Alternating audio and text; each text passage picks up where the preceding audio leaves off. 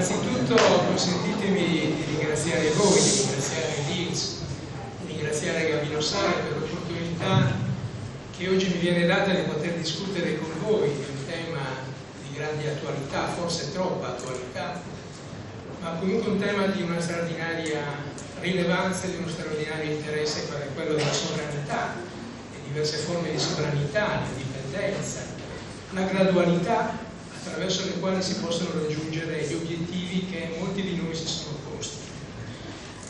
Ma io vi ringrazio anche, e prima di tutto mi scuso perché forse le cose che io dirò per voi saranno sicuramente scontate, ma non lo sono per me, non lo sono per me, per la mia storia politica, per la mia storia personale. E vi ringrazio perché confrontarmi con questi temi è estremamente difficile. Prima Andrea diceva che si inizia a discutere di questi temi anche all'interno dei partiti della sinistra tradizionale. Guardate, non è facile, anzi avviene molto raramente che si possano discutere di questi temi all'interno dei partiti storici della sinistra. Nel senso che questi temi, i temi della sovranità, dell'autogoverno, dell'autodeterminazione, rappresentano ancora all'interno, per esempio, del mio partito, del Partito Democratico, una sorta di tabù intangibile, una sorta di tabù intoccabile, con i quali appunto è difficilissimo potersi confrontare.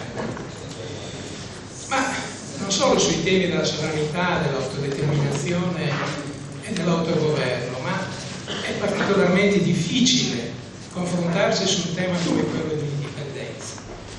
Eppure l'indipendenza, l'opzione indipendentista oramai non è più un tema che è appannaggio di una ristretta elite all'interno, di una stretta elite culturale o politica all'interno della nostra regione. Guardate, i temi dell'indipendenza, della sovranità, dell'autodeterminazione e dell'autogoverno sono penetrati in profondità all'interno della società sarda. E probabilmente noi non ne cogliamo ancora questa profondità perché è difficile che su questi temi ci si possa confrontare, ci si possa misurare. Ma questi temi sono penetrati profondamente. Vediamo un pochettino per quale motivo però all'interno della sinistra tradizionale, all'interno del mio partito, questi temi rappresentano ancora un tabù intoccabile. Ma alcune volte si tratta di un pessimismo disperante nei confronti dei sardi, di un pessimismo disperante nei confronti della capacità dei sardi. Questo nasconde spesso appunto una concezione di questo tipo. Altre volte c'è una sorta di paura ancestrale nei confronti della sovranità e dell'indipendenza. Una paura ancestrale che è quella di recidere una sorta di cordone ombelicale che lega la Sardegna alla madrepatria. Io vi dirò subito qual è la mia idea di indipendenza. Sicuramente non è un'idea ottocentesca del concetto di indipendenza e non è legato all'indipendenza per la creazione di uno Stato di stile ottocentesco, un esercito, una moneta, cose di questa genere. Sicuramente non significa essere indipendenti, cingere la nostra regione con del filo spinato o erigere una sorta di palizzata lungo le nostre coste.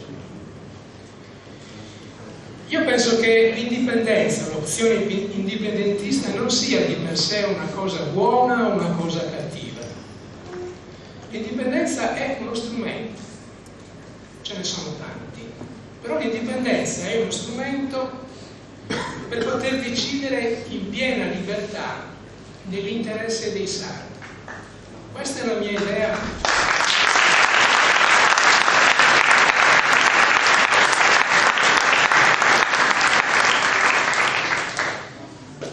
Ma perché questi temi rappresentano ancora un tabù all'interno della sinistra tradizionale? Beh, perché la sinistra tradizionale sconta su questi temi un ritardo assolutamente incredibile. L'elaborazione all'interno del mio partito, ad esempio, si è fermata a metà del secolo scorso. Si continua ancora a parlare e a proporre concetti quali autonomia, specialità, identità, ma che vengono riproposti esattamente con lo stesso significato con cui furono elaborati e proposti dai padri stessi della nostra autonomia ad essere buoni a metà del secolo scorso. Li si ripropone con le stesse modalità e con gli stessi significati. Io devo dire subito però che, a differenza di quanto anche l'altro giorno c'è stata una riunione all'interno del Partito Democratico che era dedicata al forum sulla riforma dello Stato e si è ripartiti dall'autonomia speciale. Io dico subito che per quanto mi riguarda l'autonomia speciale è finita, l'autonomia speciale è morta, l'autonomia speciale non rappresenta più uno strumento capace di rispondere ai bisogni di autogoverno e di autodeterminazione dei cittadini sani. Ma guardate, l'autonomia è finita perlomeno per 3 ordini di motivi. Il primo, probabilmente noi l'abbiamo utilizzata male, non l'abbiamo utilizzata appieno. Il secondo è che l'autonomia speciale, che è il frutto di un patto costituzionale tra la Sardegna e lo Stato, questo patto è stato disatteso, è stato disdetto dallo Stato italiano nel momento in cui, proprio di queste settimane, la nostra specialità viene negata nei fatti, ma non solo in queste settimane.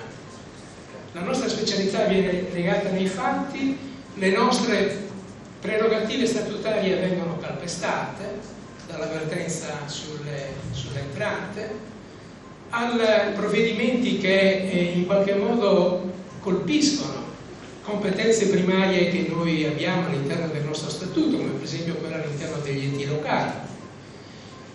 Cioè c'è in atto il tentativo da parte del governo, da parte dello Stato italiano, di riportare la Sardegna, regione a statuto speciale, nell'ambito delle regioni ordinarie.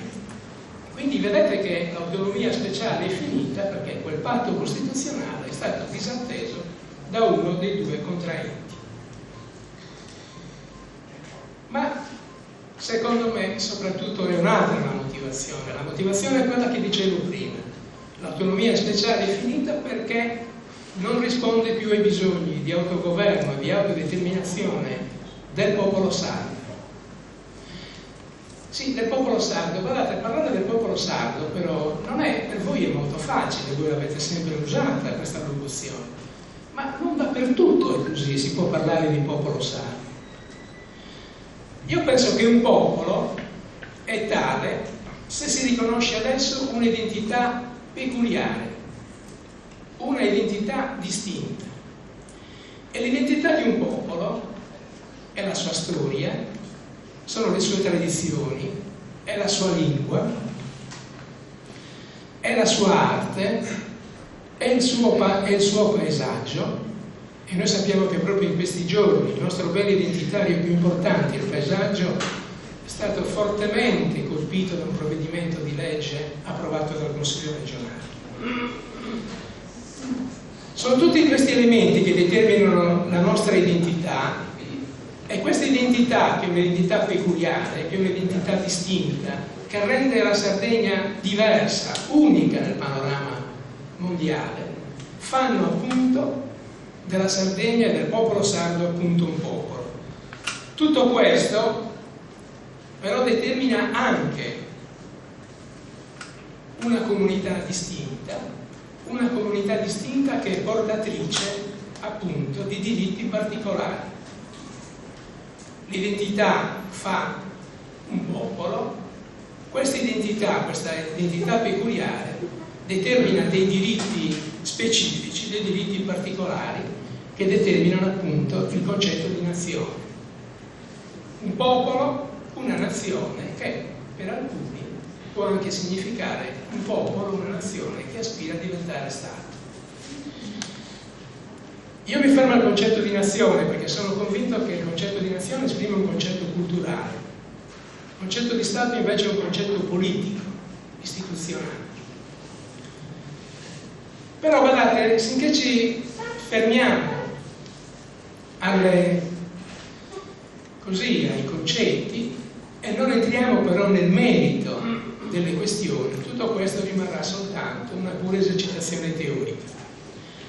E allora proviamo a tratteggiare il percorso attraverso la quale noi possiamo raggiungere una autodeterminazione, un autogoverno, una maggiore sovranità e, per chi ci crede, anche una indipendenza. Io vorrei entrare proprio nel merito, vorrei mettere i piedi nel piatto. Ed allora io vi propongo il mio personale percorso. Io penso che noi dobbiamo insistere nel cercare di riscrivere il patto costituzionale che lega la Sardegna allo Stato italiano. Guardate, questo patto deve avere almeno due caratteristiche fondamentali. Una sul piano formale. Sul piano formale deve essere un patto tra eguali, che riconosca formalmente il principio dell'inviolabilità del rapporto singolo della Sardegna con lo Stato. L'inviolabilità del rapporto singolo della Sardegna con lo Stato. Noi non vogliamo entrare nell'ambito di riforme che normalizzino lo Stato di tutte le regioni. Noi non possiamo far parte di una riforma all'interno del quale tutte le regioni sono uguali. Questo io penso che non interessi a nessuno. Ma dal punto di vista formale, il patto costituzionale che lega la Sardegna allo Stato deve contenere il principio dell'inviolabilità del rapporto singolo della Sardegna con lo Stato. Sul piano sostanziale significa avere più poteri, significa avere più sovranità. Ma parlare di sovranità significa avere più sovranità soprattutto su quelle questioni dove più invasiva ed invadente è la presenza dello Stato. Servitù militare, energia, paesaggio, il nostro patrimonio archeologico, Tuvisceddu, e soprattutto per quanto riguarda il ruolo internazionale che la Sardegna può svolgere nell'ambito del Mediterraneo. Naturalmente ci sono molti che al concetto di sovranità aggiungono diverse sfumature. Prima mi pare che Enrico Rubina parlasse della sovranità agita. Certo, la sovranità agita è qualcosa di estremamente importante, però la sovranità agita presuppone che ci sia un governo regionale che abbia una particolare sensibilità, come quella che ha avuto il governo regionale presieduto da Renato Soru. Un governo regionale che sia in sintonia con i bisogni, con gli interessi del popolo sardo, ma non sempre è così. Una sovranità che è sancita, che è certificata, non è lasciata all'estemporaneità di un governo regionale. C'è poi la sovranità condivisa, che è quella che viene accettata a livello europeo.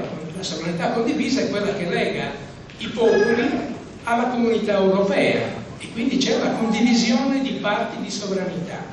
Io penso che però invece la sovranità deve essere qualcosa di sancito e di certificato. Però guardate, l'elemento caratterizzante che deve avere questo patto è legato alla individuazione di apposite procedure istituzionali che siano condivise e concordate. Cosa significa questo? Significa delle procedure attraverso le quali, concordate tra la Regione, tra la Sardegna e lo Stato italiano, attraverso le quali poi alla fine di queste procedure il popolo sardo si può esprimere attraverso un referendum, e quindi queste procedure non devono assolutamente escludere la possibilità appunto che il popolo sardo si esprima a favore di una autodeterminazione, di un autogoverno e quindi dell'indipendenza. Questo è un percorso che è stato utilizzato per esempio dalla Groenlandia, un'isola distante dalla Danimarca, e che presupponeva quel patto costituzionale e che sta portando oggi la Groenlandia all'indipendenza, presupponeva appunto la individuazione di percorsi condivisi alla fine dei quali ci poteva essere anche l'indipendenza. Io penso di sentire subito l'obiezione: per fare un patto costituzionale ci vogliono ambedue i contraenti. Non è necessaria soltanto la Sardegna, bisogna che lo Stato italiano sia disponibile a scrivere questo patto ed accettare i contenuti. Io penso che questo percorso noi dobbiamo fare. Se questo percorso ci dovesse essere negato, Penso che allora l'esperienza che stanno conducendo attraverso le rivoluzioni pacifiche che sono in atto, ad esempio in Catalogna, che sono in atto attraverso la possibilità di indire un referendum in Scozia, che sono in atto in Belgio, che potrebbe portare alla separazione dei valloni dai fiamminghi, quelle esperienze ci possono tornare utili. Grazie.